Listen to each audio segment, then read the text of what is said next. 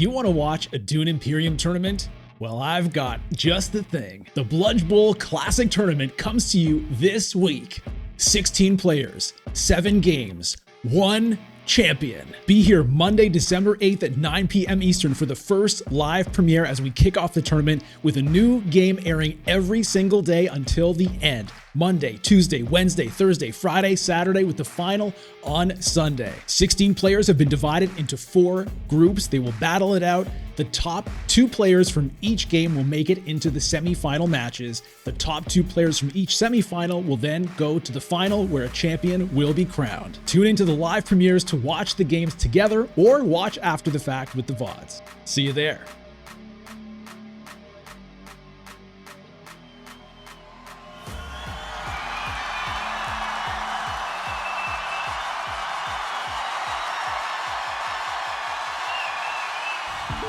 Here we are, it's game number 1 of the BludgeBowl Classic Tournament. This is the first round, first game. These 4 players are competing for a spot in the semifinals. You've got OkayGoodbye, Honeybee29, MaraForest, and Sugar Pova, the first players in the inaugural BludgeBowl Classic Tournament. Baron has been picked up here already by OkayGoodbye in position 4. Let's take a look at the Imperium row. Leto just been picked. The Voice, Gunthopter, Fadakan Death Commando, Opulence, and Assassination Mission. So right off the top here, Opulence, obviously the big prize in the Imperium row. It's a great card to get as a Solari generator, but even more so as a way to get extra points that you can't get through any other way. The Voice, very strong 2-cost card, helps you plan your round, can stop somebody from doing something they really want to do, can screw people out of Swordmaster. Assassination Mission can be a nice way to supercharge your Solari generation early in the game. So here we go. The game has started and we are on. We'll be watching this game from the perspective of Sugar Pova, who has selected Helena. So we've got Helena, Ilbon, Leto, and Baron in this game, and we are rocking and rolling. So taking a look at Helena's hand here, Convincing Argument, Dagger, Dune, Reconnaissance. No faction cards here for Sugar Pova, which might be a little bit disappointing, as often what you might want to do as player 1 is hit up Still Suits, go into a Great Flat, and maybe go for an early sell Melange. That's not going to be an option, and so Sugar Pova decides to hit straight into Secure Contract for that 3 Solari. Of course, this is a classic tournament, which means no Ix, no immortality, with just the beauty of the classic, elegant masterpiece that is Dune Imperium, and that means no shipping track.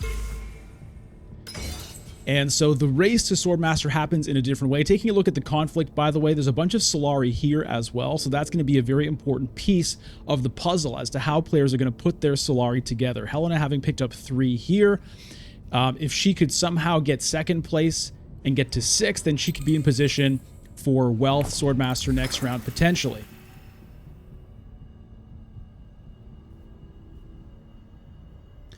I've got a little, this thing on the left here is the in-game chat. I've got that there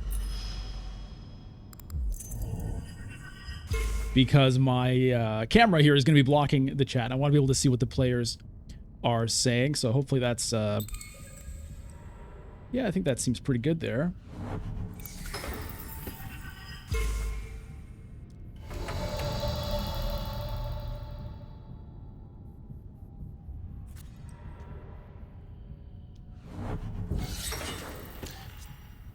So taking a look at what the other players have done so far here, MaraForest on Ilbon went straight for Hardy Warriors, looking for this early influence and Solari. Honeybee on Leto then went to Haga Basin. Looks like that was with the Signet Ring, bumping up on the Freeman influence at the same time.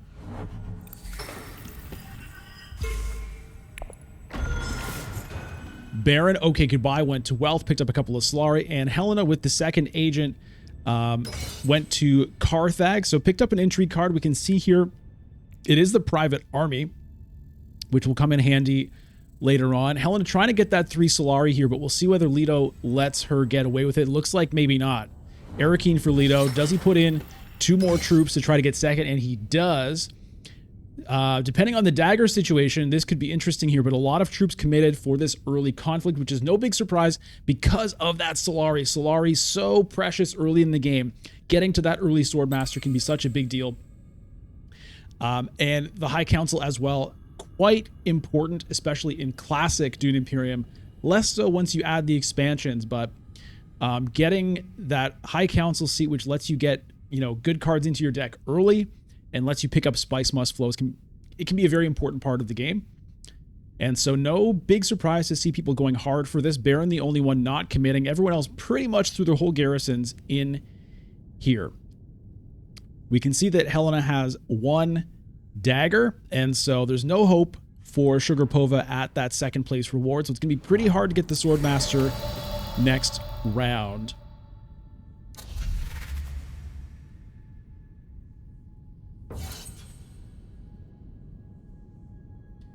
Three persuasion here for Sugarpova, so interesting options. The Death Commando could be okay, but the Voice, very strong card, and the Assassination Mission to go with it. I think that's a pretty good choice there. Let's just take a quick look at the leaders as well. So Helena has eyes everywhere. She can send her agents to green and city spots, even if someone else is there. And of course, the Signet Ring allows her to snatch a card off the Imperium row and reserve it for herself. Ilbon gets a Solari out of his ring, and whenever he pays Solari for a board space, he gets to draw a card. So that's these 4 spots up here. Leto is very popular with the Lancerad, which means he pays 1 Solari less for these spots. And his Signet Ring allows him to gain influence in a faction where he is behind at the cost of a Spice. Baron, Intrigue card allows him to pay a Solari, or sorry, Signet Ring allows him to pay a Solari to get an Intrigue card. And the Master Stroke means at the start of the game he chooses 2 factions.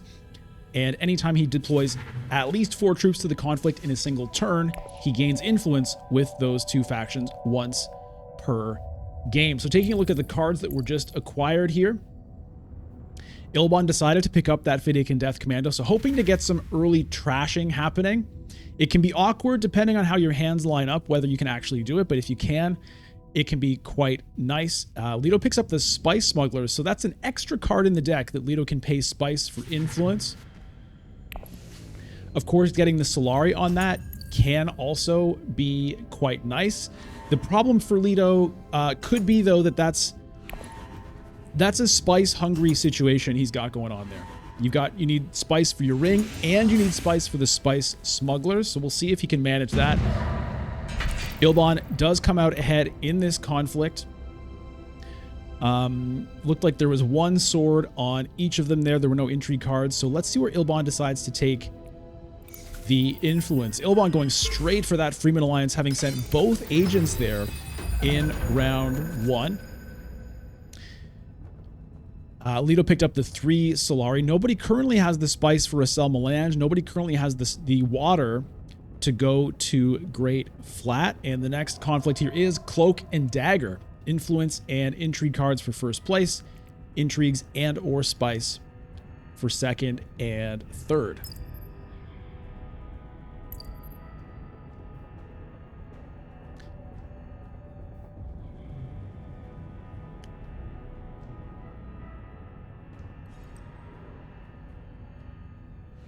All right, Ilbon hitting up Haga Basin here with the ring, getting a Solari. That means if he wanted to, he could go to Sel Melange with his second agent and pick up enough Solari to get Swordmaster next round. Leto grabs the 3 Solari at Secure Contract, and it's over to Baron. So Baron has yet to reveal the Master Stroke, which is no big deal in Classic. One of the interesting things about Baron in Classic is there's no pressure necessarily to do an early Master Stroke.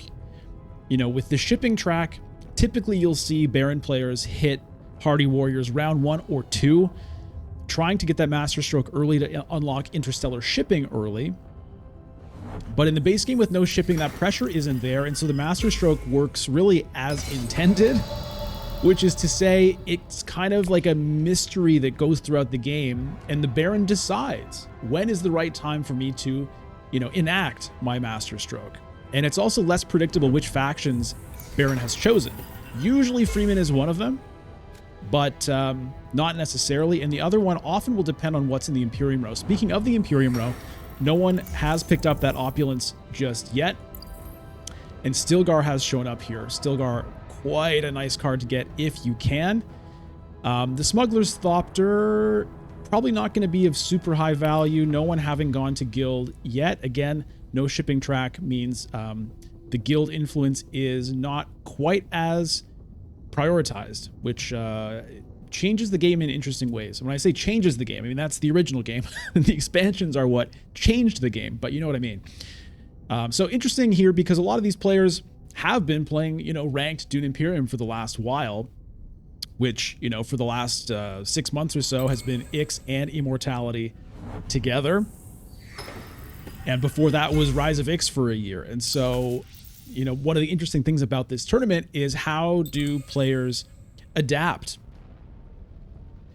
to going back to Classic, perhaps haven't played much Classic in a while. Some players maybe have never really played Classic. Some players maybe have joined and immediately started playing with expansions. And so a bit of an adaptation, perhaps.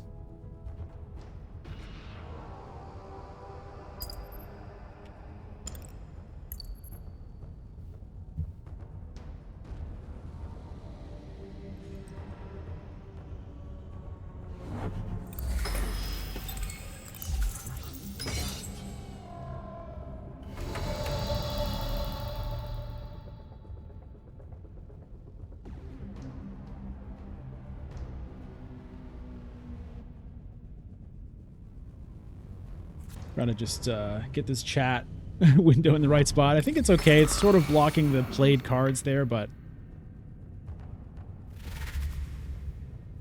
hopefully not a big deal. All right, well, Baron has committed 3 troops into the conflict, which is probably going to win this conflict, but it does mean the Baron has to be a little bit careful because having no troops in the garrison means it is difficult to make that master stroke happen. So it could be a case where, Baron might be waiting for later in the game hitting a Hayliner to trigger the master stroke. It's typically either Hardy Warriors or Hayliner. Hardy Warriors requires you to have 2 troops in the garrison to make it work, but Hayliner doesn't. Hayliner makes it happen all on its own. So there's Ilbon having the 9 Solari ready to go for next round, but can Helena somehow... No, there's no way Helena can beat him to it. So Ilbon looking good for round 3 Swordmaster, which is not bad at all.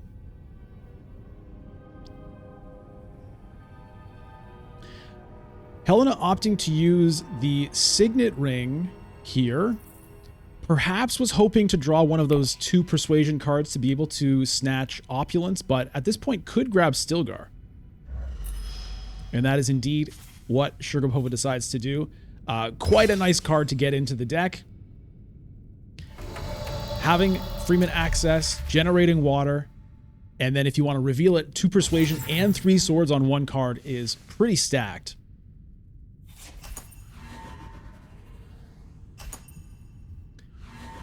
And having the city access there is particularly good on Helena because that means, it's guaranteed to be playable. You can't be blocked from playing the Stilgar. If you want to, you can even save it to your last agent if you like. If you're going to send it to a city, of course. All right, round 3, Secure Imperial Basin coming up. Now, let's see what happens here. Leto, first to play, goes to Still Suits, looking to grab that prize perhaps here. However, Baron already has the 2 water, so Baron could easily just go snatch that right now. And wait a minute.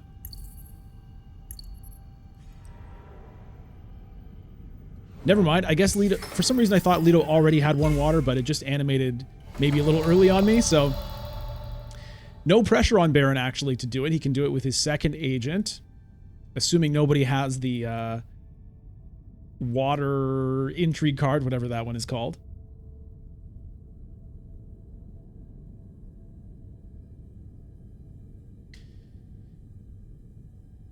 Now, this voice could be interesting. Helena has some options here. She could Baron looking to grab this with the second agent. So Helena could block Great Flat, which would stop Baron from being able to get there. Alternatively, okay, let's see what she does.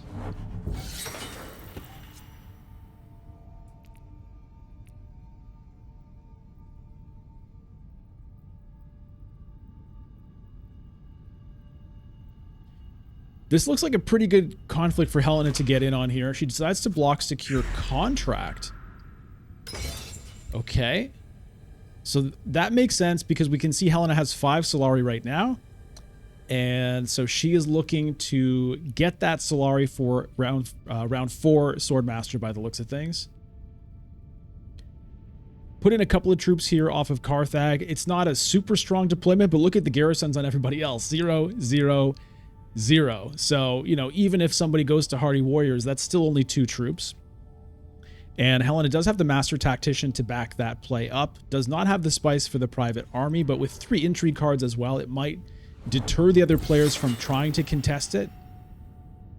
Ilbon hitting up Siege Tabor, throwing in 1 troop, trying to get a little more water in there. No Intrigue cards for Ilbon. Leto has 1. Baron has 3, so we'll see what happens there. Leto now maybe a little disappointed by the Secure Contract and Wealth block. It's going to be harder for him to get the Solari he needs. Sends the ring to Haga Basin. That's what that water was for there at the Still Suits.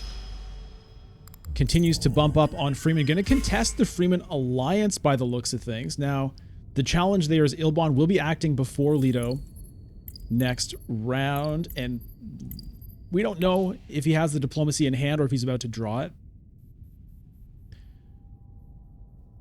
Leto, obviously, usually not somebody you want to be in an alliance fight with because of that ring.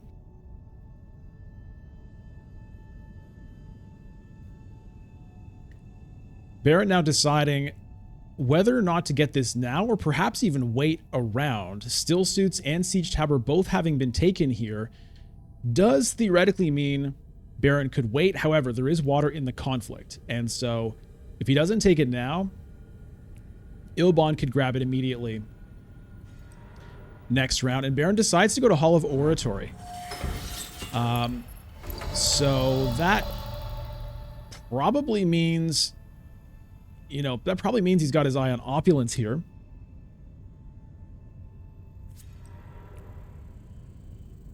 There's the Secure Contract for Helena, getting her to 8. Should reveal for another Solari here, getting to 9. First Swordmaster of the game picked up by MaraForest on Ilbon. Leto reveals the Spice Smugglers.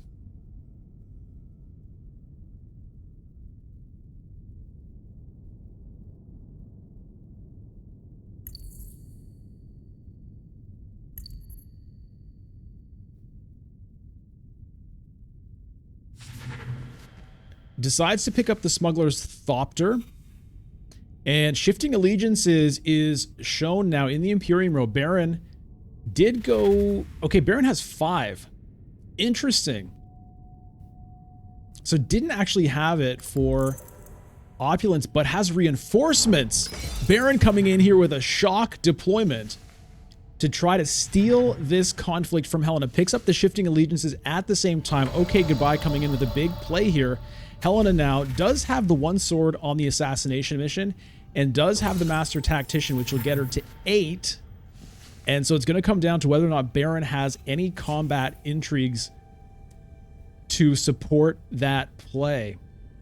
All right, exciting round 3 here. So if Baron takes this, that's a victory point and control of Imperial Basin, which is, typically the better one to control because it's Spice.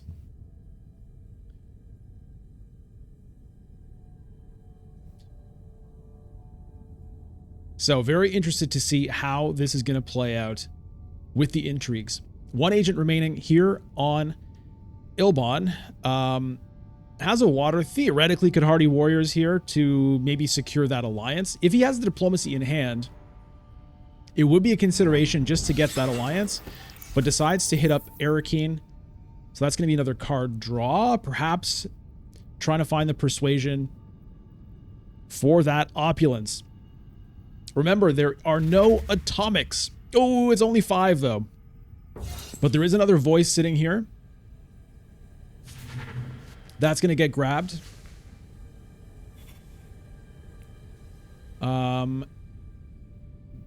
The options here are, you know, basically Spice Hunter, Imperial Spy, or Liaison.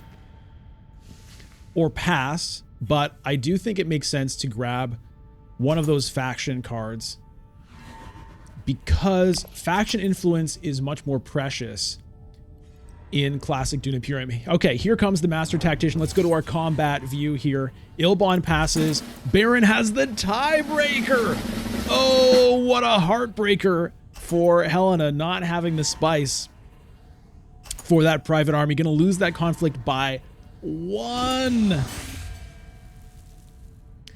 Sniped by OkayGoodbye with that reinforcements last minute play. Machinations is the round 4. OkayGoodbye here, first player this round on Baron, decides to grab that Great Flat right now, as other players are sitting on water. So 8 spice now for Baron. More spice available as well at Imperial Basin.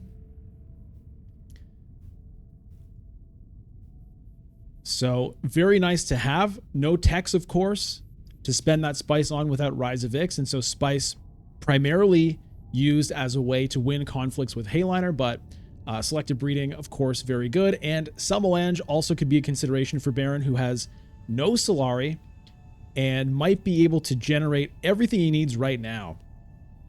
So Baron could go sell 5 of that spice, grab 12 Solari, and grab Swordmaster. Not grab it now, obviously, but next round be ready for a Swordmaster and be very close to High Council as well. On the other hand, could decide, you know what, maybe I don't need a Swordmaster, and might just be going for conflicts. The spice, of course, is going to help get that Master Stroke to happen with a Hayliner.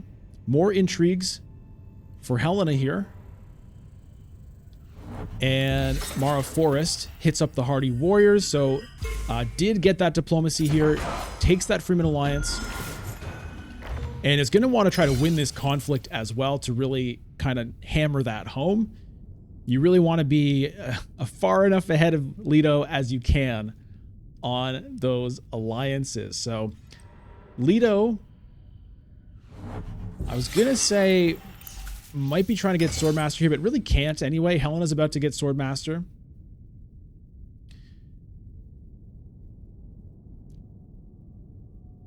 So, is it going to be a Selma-Lange here?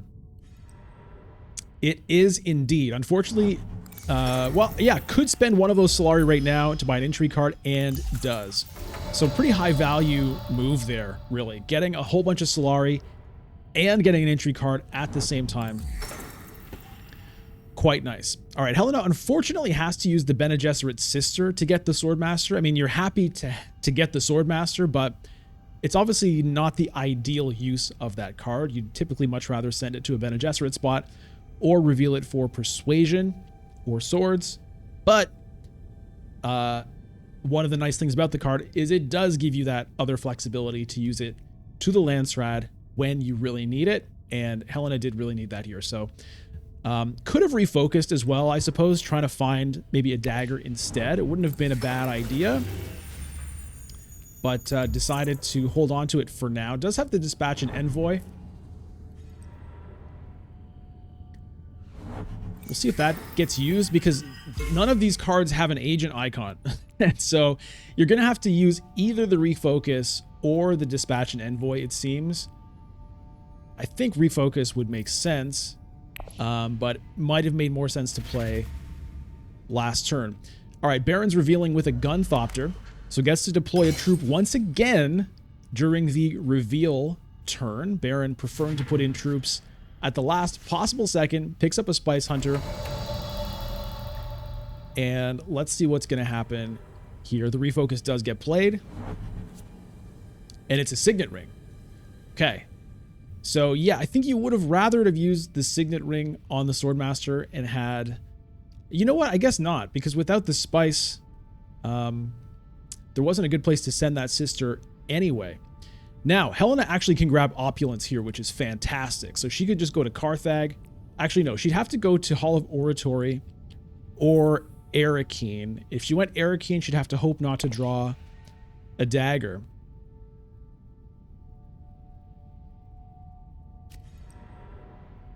But decides to go to Carthag.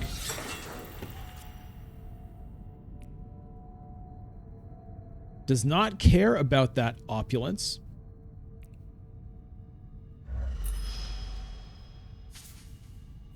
Decides to take it off the board, revealing Jessica. So nobody's getting this Opulence. Does anyone have the means to get Jessica? I don't think so. No one has a High Council seat here. Okay, Ilbon's going to try sending that Death Commando to Research Station, drawing 3 cards and targeting Lady Jessica here for sure. And I don't think anyone's going to be able to stop it. Again, no atomics here. The Imperium row is the Imperium row. The only way to take a card off there is with Helena's Ring or by acquiring the card yourself. Leto is not going to be able to get to 7 with 3 cards. Reveals 3, grabs a Spice off of the Thopter. Looks like Baron's going to get 2nd place here, which is, the math on that is pretty good for Baron, because 13 Solari is Swordmaster plus High Council.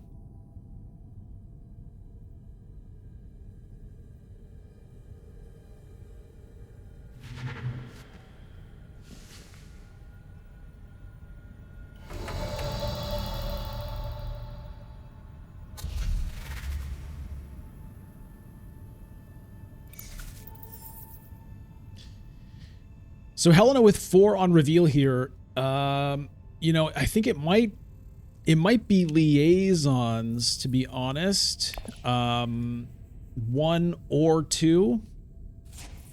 Helena decides neither 1 nor 2. It's going to be 0.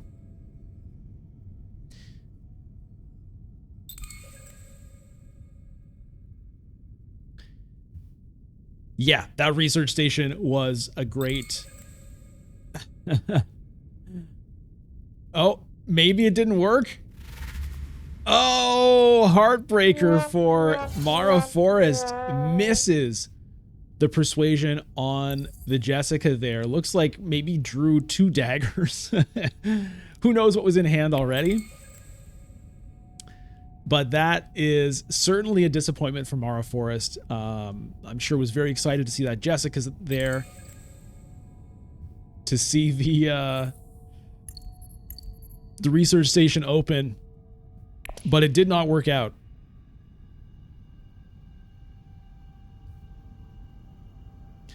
Yeah, Duncan Idaho, not a card that people are typically too excited to pick up. You know, it can be okay. Obviously, getting water is good. Spending a water for a troop in a card is tough. It can be nice. I mean, you can send him to Research Station and draw 4 cards if you have the water for it, but it's hard to have that water. Of course, he helps you get water, but having no persuasion on reveal is a pretty significant downside. And so, not a card that often gets picked up here. Okay, Leto plays the Master Tactician. Looks like just to get ahead of Baron.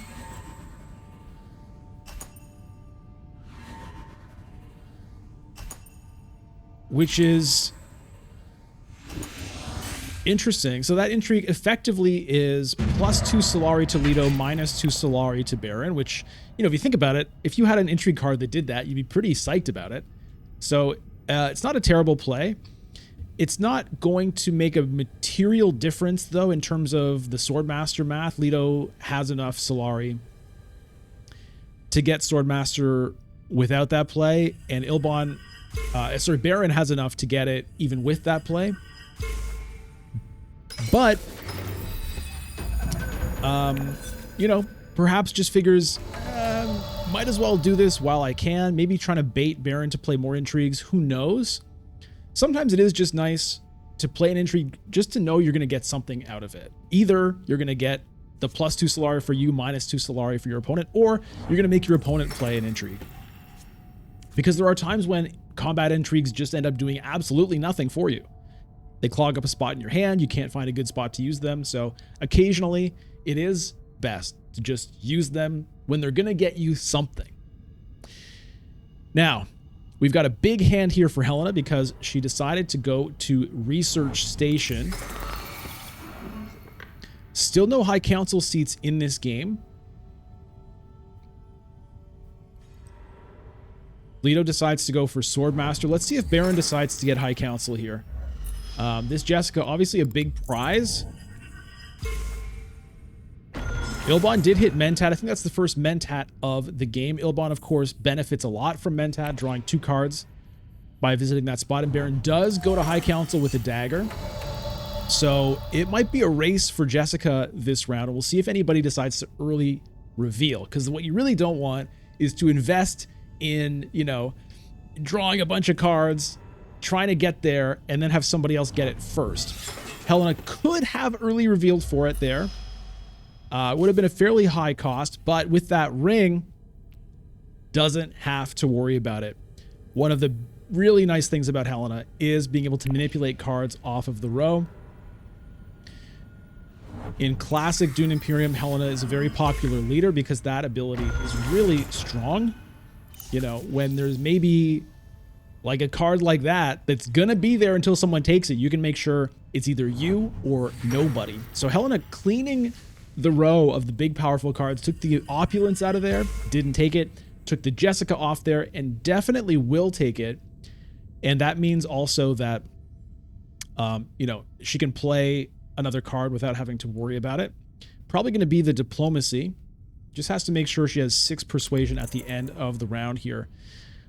Okay, Baron with the Counselor's Dispensation and decides to hit Hayliner right now. So that was another motivation, obviously, for Baron to get that High Council seat, having there we go, that 2 Spice Intrigue card. And there is the Master Stroke coming out here, round 5 for Baron, grabbing the Emperor Alliance at the same time. So that's extra troops he could throw in, but it doesn't seem necessary given there's empty garrisons here. Helena only has 2. Helena could hardy warriors here. And honestly, with the Stilgar in hand and the dagger, it might not be a crazy move. A little bit sad not to have that extra spice. Again, 1 spice short here. Helena decides to go to Hall of Oratory instead.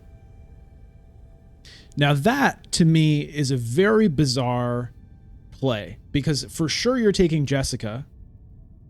So what do you need the extra 2 Persuasion for? Do you really want a liaison? This would have been a great time to play the Diplomacy. Faction influence is so important in Dune Imperium, especially in classic Dune Imperium, because there are not as many ways to get it. There's no shipping track feeding you influence whenever you want.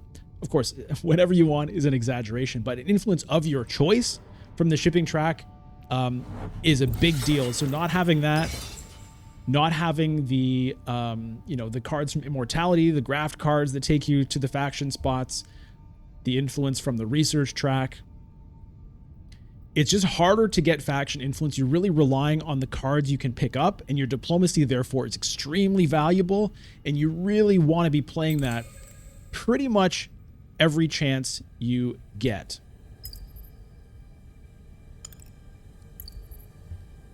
So I'm quite bewildered by the Hall of Oratory play. Of course, getting another troop in the garrison is nice. I'm not sure if that's a block. Anyway, that's the move that was made. Baron revealing for 6. Probably going to take the Worm Riders. Pretty nice card to have. The option of Spice Generation or Troops on reveal. And a power play appears. Really, really strong card, especially in Classic, because of what I was just talking about with the challenge of getting faction influence. So getting 2 in one go is extremely good. That usually is worth at least 1 victory point, and often means, you know, you're going to get an alliance.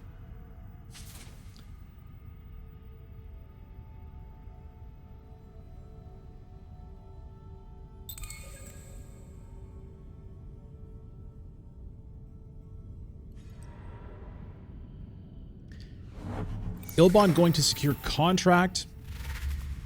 Now has enough Solari for a High Council seat. And yes, the game will end at 10 victory points is the end game condition here. A lot of us have gotten used to the 11-point trigger from ranked Ix and Immortality. But 10 is what it's meant to be and what it indeed is here in this tournament. Power play picked up by Ilbon. Very, very good.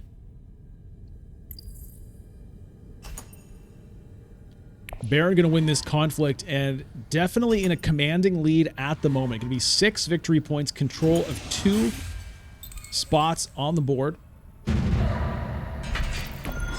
So controlling Imperial Basin and Carthag.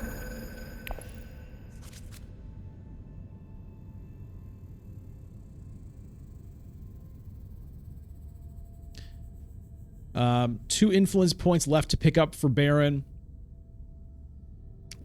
So, you know, it's Baron's the one to look at the moment. How's everyone else doing? Lido, kind of 2 points ready to pick up off the influence board. Ilbon, 2 left to pick up, but they're not going to be super easy, although power play is going to be one of them. Lido should have no trouble, though, especially with the ring.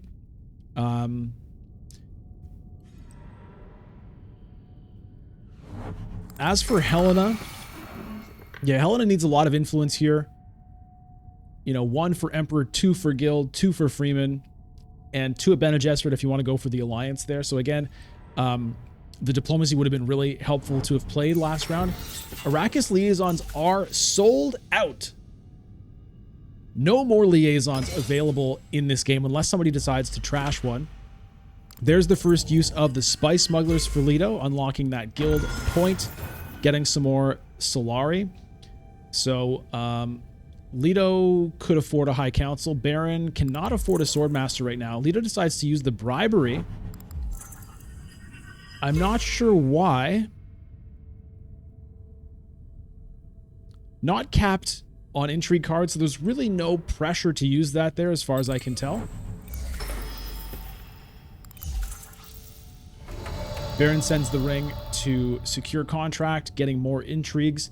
The intrigues on the Signet ring is a very strong part of the Baron's game. It can sometimes be a little tricky having the Solari on hand to use it, but OkayGoodbye so far I think has picked up an intrigue card with every ring play this game. And we've seen them being put to good use to win conflicts. So Helena is in a tough spot because still doesn't have the spice for this and has no way to pick it up at the moment.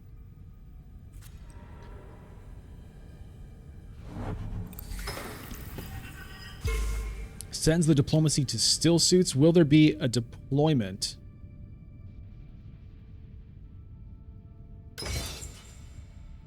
One troop in for right now. So this demand respect obviously is one of the ways Helena's going to be able to pick up some of that influence later in the game, hopefully for her point of view. But is going to need some spice. Going to need some spice for this and then some spice for that.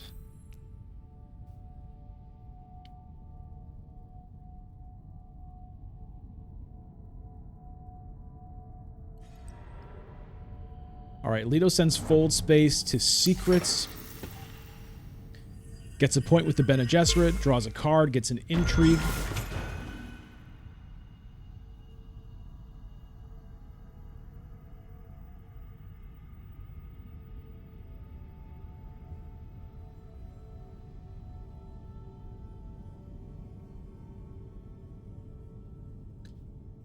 Baron, I would think, would grab Swordmaster here, but says no, I don't care about Swordmaster. So Baron maybe going to go for a Swordmasterless game. I mean, it's round 6. So, you know, once you're getting to round 6, you know, getting a Swordmaster or not getting a Swordmaster, it's, it can go either way, but it looks like OkayGoodbye deciding, you know what? I don't need it. or potentially doesn't have the green access to get it.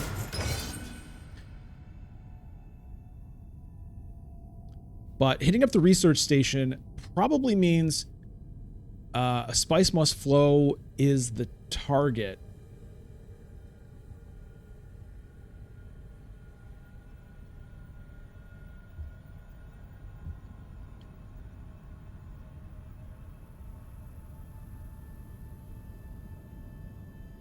Round 7 coming up next, which is the first level 3 conflict. So 3 out of 4 of those conflicts are worth 2 points and often are a very important part of winning the game. Hayliner are usually a key part of winning those conflicts. And so taking a look at the spice counts, no one is going to be anywhere near that by the end of this round. Great Flat is building up. There's also a bunch of... There's 3 spice... Well, 2 spice sitting here. 3 if you're Baron. And so that little control marker for Baron is also kind of deterring people from picking that up.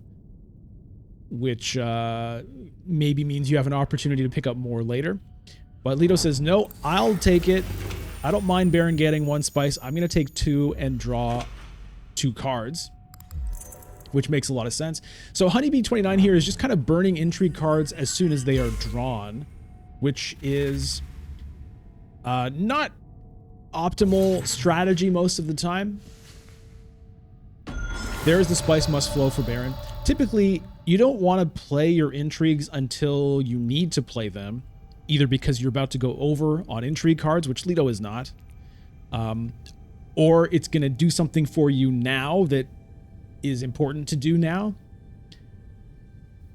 Otherwise, it's better to hold on to them to keep your opponents guessing so they don't know what you're holding. They have to play around the possibility that you might have different cards. They don't know where your power actually is. So, you know, better to hold that back and maybe pull a surprise move with a signet ring and an influence at the same time and maybe jump somebody. Lito also, you know, used a bribery here. So if Honeybee had been holding on to both of those cards, there would have been an opportunity to get 3 influence in 1 round, perhaps. You know, send the signet ring somewhere, get 1, play the bribery, get another, play the Emperor influence and get another, and maybe steal that alliance from Baron.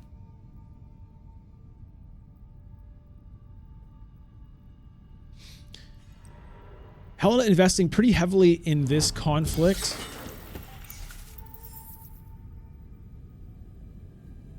The extra agent obviously is a very nice thing to have.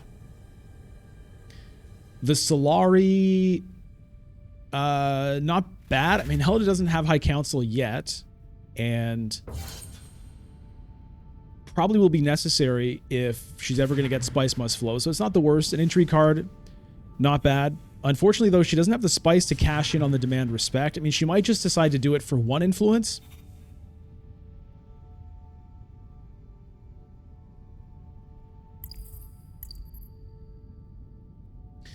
Okay, so Lito thematically does decide to acquire Duncan, Idaho here, persuading Duncan to join the Atreides.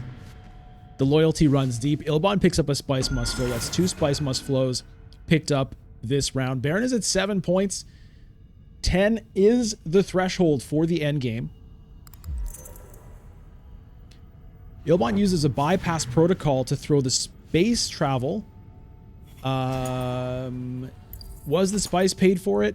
No, so just puts the space travel into the discard pile, but is going to be reshuffling soon. Space travel, quite a nice card to get into your deck. I mean, Ilbon needs the guild influence, and having a card that can get you to Hayliner can be the difference between winning and losing the game. So I like that play from Ilbon. Probably wasn't ever going to find a better opportunity to use that card. The Demand Respect does come out from Helena. Decides to just take a single influence with Bene Gesserit. And it's battle for Carthag. Baron controls Carthag, so Baron gets a defensive troop into the conflict right off the bat. Now, Lito's first up has 5 spice. Looks like diplomacy is probably in hand, but doesn't have the spice to hit up Hayliner right away. Decides to go to Arakeen, so not even going to be building up to it here. There's 5 spice sitting on Great Flat. Ilbon, the only one who can access it. And that could mean a Hayliner for Ilbon this round, potentially. He just put a space travel in the deck. He just reshuffled, so has a couple of opportunities to draw a card that will get him there. So potentially a pretty big round here for Ilbon. Baron plays a Water of Life, going to draw 3 cards, 8 cards in hand, 11 Solari, 2 Intrigues.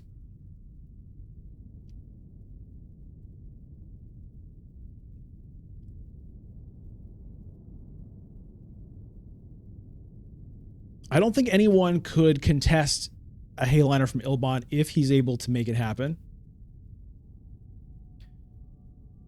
Looking at Helena's hand here, there is a voice which could be disruptive.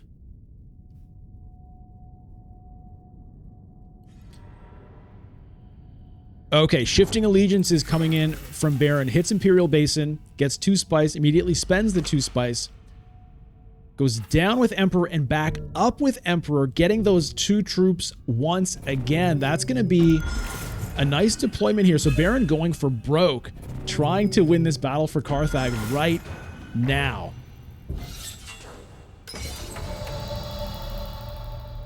It's going to come down to whether Ilbon can find that card to get to Hayliner, I think. Okay, Helena going to Siege Tabor with the voice. What does she decide to block? She blocks the Great Flat. Okay. Okay. So Helena deciding she wants the spice, which does make sense. Now, it could mean that this game will be over this round, though, because if Ilbon can't get Hayliner, then that's going to make it easier for Baron to win the conflict, getting to 9, and he gets a spice must flow to 10, and it's game over. Now, to remind you of the stakes here, the top 2 players from this game will move on to the semi-final match.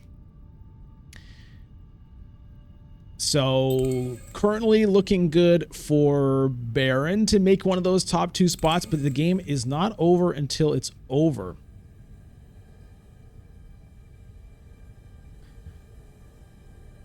This Bene Gesserit situation is looking pretty good for Leto.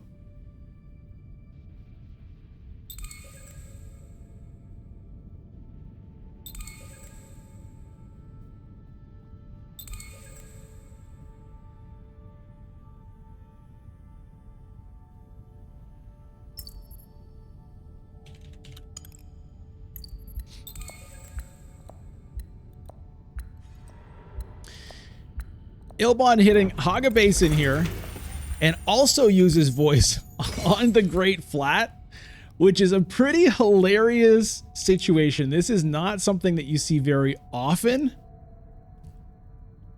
but that works. So that means Helena will not be able to get there after all, and it does mean Ilbon actually still has a chance to get that Hayliner happening.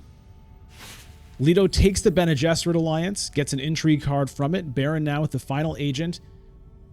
Could still pick up a Swordmaster if he really wants to. Decides to go to Hall of Oratory, so that's a spice must flow coming up, I think. I feel like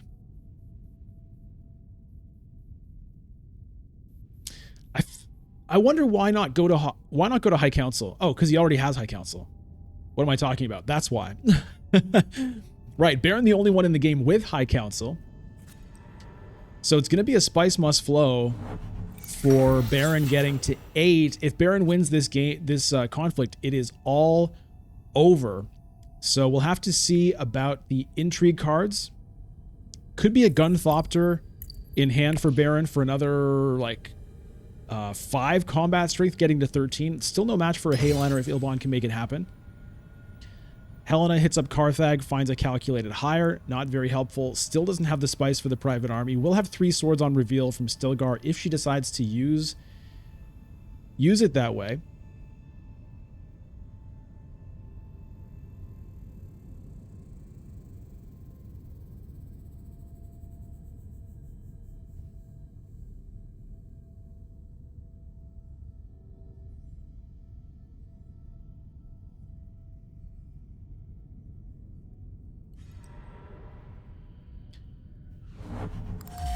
Ilbon goes to High Council here.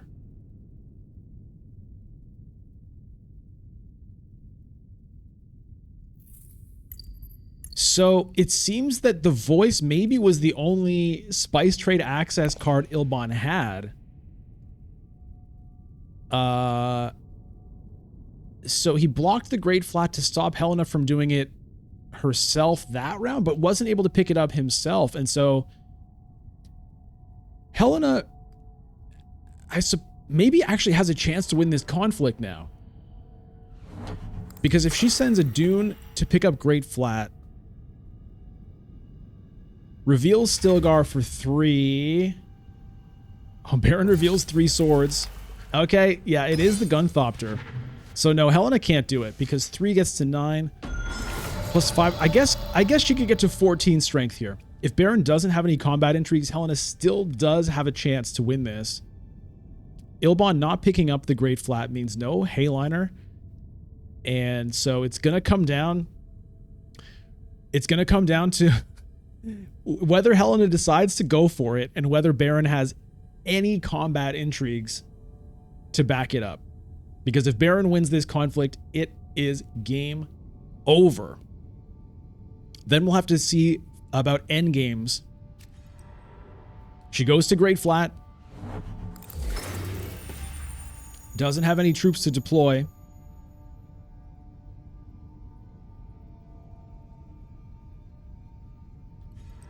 MaraForest sends the power play to Fold Space, picking up a victory point. So yeah, had the card to get to Hayliner, but I guess did not have another card to get to the Great Flat. Leader reveals, picks up a Spice Must Flow, getting to 7 points. Looking pretty good for OkayGoodbye and Honeybee 29 to qualify into the semifinals. It's all going to come down to the Baron's intrigue cards and to Helena's decision here.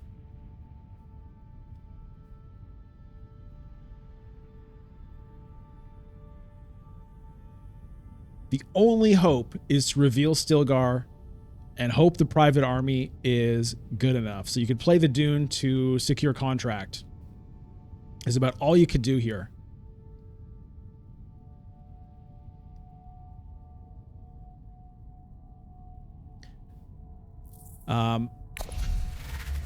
Just decides to early reveal instead.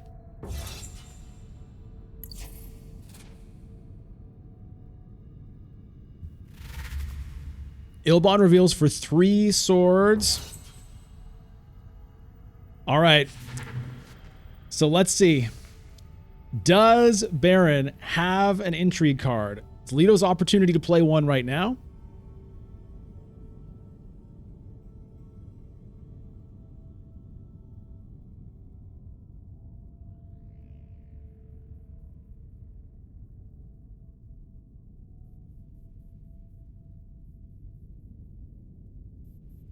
There's really nothing Leto could do with one intrigue card here. What does Baron have? He's not going to play one yet. So Helena has to play the private army here, and she does, getting to 14 strength. What does the Baron have? Does he have anything? Are we going to a round 8? Ilbon passes. Leto, you got to imagine, is going to pass again.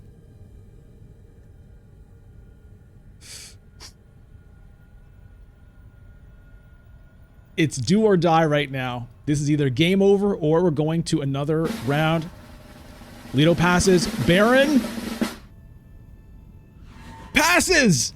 We are going to another round. This game is not over yet. It's not over till it's over. Sugarpova coming out with a big win here to keep this game alive. 2 victory points, goes up to 5, and the game is still on. It's a battle for Arakeen. No one controls Arakeen. Ilbon has the spice ready to go for a Hayliner here. And this game is still alive. Look at the hand for Sugarpova. Jessica, Bene Gesserit's sister, Diplomacy. Unfortunately, because if using that to the victor there could have been a problem. Might have needed it here this round for the double. I mean, previously for the double to maybe get that influence for that alliance with Bene Gesserit. That's not going to happen. But there is a point to be picked up with Emperor. The Jessica could still, I mean, there's still a chance here, I suppose. If you go to selected breeding with Jessica, draw 1,000,000 cards. That might find you a Spice Must Flow. Maybe Leto can't get to secrets and you're able to get there. Okay, I like this play of grabbing the calculated higher right now before someone else can take it. Giving yourself extra agents. But what is the agent play here going to be? Unfortunately, okay, it is going to be selected breeding with Lady Jessica. So that's going to be a draw 4. Trashes the dagger out of hand, which seems extremely reasonable. No discard pile to trash from. Okay, first 2 cards not exactly thrilling. Ooh. Yeah, that's kind of a painful draw. I mean, there wasn't a lot to get, but you would have loved to see Stilgar at least, or the voice. And here's the Hayliner with that space travel Ilbon picked up earlier with the bypass protocol. Here it is coming into play now. So that's a Hayliner, plus it's a draw. Challenging that Guild Alliance a little bit as well, putting pressure on Leto to do something about that. Does Leto have a diplomacy? No. Does he have a fold space? I'm not sure. He does have a Spice Smugglers, and there it is. Spice Smugglers to Carthag to take the Guild Alliance. Spice Smugglers! Nice to see the Spice Smugglers coming in clutch for once. Well done by Leto there. Honeybee 29 now getting to 8 points. 8 for Leto, 8 for Baron, 6 for Ilbon, 5 for Helena. Again with the instant intrigue play, that's definitely a bad move, I have to say that, because you don't want to reveal Carthag for the other players for no reason. That's a card you play when it's your turn if you want to take your agent back right away because you want to see Carthag again, or because you've already used all your agents. But to do that is just giving the players an opportunity to visit Carthag, which is not what you want to do. Now, Baron here hits fold space, and that's a victory point for Baron. So Baron quite happy to have that opportunity. It's now 9 points for Baron here. Can he find a Spice Must Flow? Still has a bunch of Solari. Helena hits secrets and is able to get that Bene Gesserit alliance from Leto here. So really lucky, I would say, to be able to do that. But honestly, like, it was a decent chance. It was definitely worth trying to do that. It was the right play to send Jessica to selected breeding and hope that you can get the alliance. She manages to do it. So Helena here, not out of it. Sugarpova still has a chance to qualify for semifinals. I would say the win is not looking likely, but it's not over until it's over. Because here, let's say Ilbon wins this and gets to 8. If Baron can't find a Spice Must Flow here, that means we'll go to around 9. Ilbon hitting Research Station. Looking to find a Spice Must Flow. Leto, High Council with the Initiate. So drawing a card, finding Persuasion. Also looking for a Spice Must Flow, one would imagine. Baron now. No Swordmaster, so that's it for Baron. But does have the Chome Shears. This game is about to end. Can anyone take an alliance from Baron? No. No one's taking that Emperor alliance. So it's going to be a fight here. Who can get the victory points needed to qualify for the semi-final? There's an ambush here. I don't see anyone taking this victory away from Ilbon. So it's looking pretty good for Ilbon. Does Leto have any victory points ready to go? No. Really nowhere he can gain on the faction tracks. Maybe he's able to find a Spice Must Flow. I mean, somebody might be desperate enough to hit Mentat just for a card draw. From Helena's point of view here, it's pretty rough. I think Carthag probably makes sense because, you know, you're just desperate for anything. Secret of the Sisterhood. Okay, that locks up that alliance. That's not a bad one. It's not a bad one. It's probably not going to change things too significantly, but At least you don't have to worry about Lido doing something crazy with a ring and an intrigue. Getting it on the conflict means you do get another intrigue. So you got another chance at something, although I don't think there's anything that could really do much here. As far as end games go, so plans within plans, Lido is actually set up for a plans within plans here, has 3 influence on all 4 tracks. So if that is a plans within plans right now for Lido, right there, then Lido would be sitting at 9 points. Ilbon reveals does find a spice must flow and 4 more swords. So the other end game would be corner the market. Ilbon is now live for a point from corner the market, but just 1. Baron also has 2 spice must flow, so Baron could also have a corner the market. Lido hits up Arakeen, gets some more in. Helena has a play, but really, I mean, Helena, really, it's wealth, I think. Get your Emperor point and, you know, hope for the best.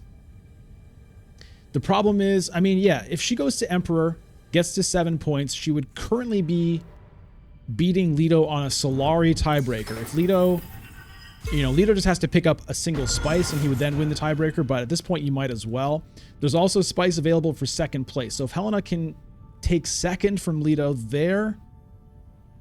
there's a chance for a tiebreaker. Currently, though, Ilbon is winning that tiebreaker for 2nd place. Not to mention, Ilbon is on track to win 2 victory points from this alliance. So as it stands right now, it's looking pretty good for Baron and Ilbon to make it through.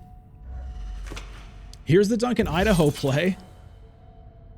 All right, so that's a decent deployment here. Maybe making MaraForest a little bit nervous, but the best Lido could have for an intrigue would be an ambush. That's not going to do it. And a spice must flow. So this is really going to come down to whether or not Honeybee 29 has a plans within plans and whether or not Ilbon has a corner of the market.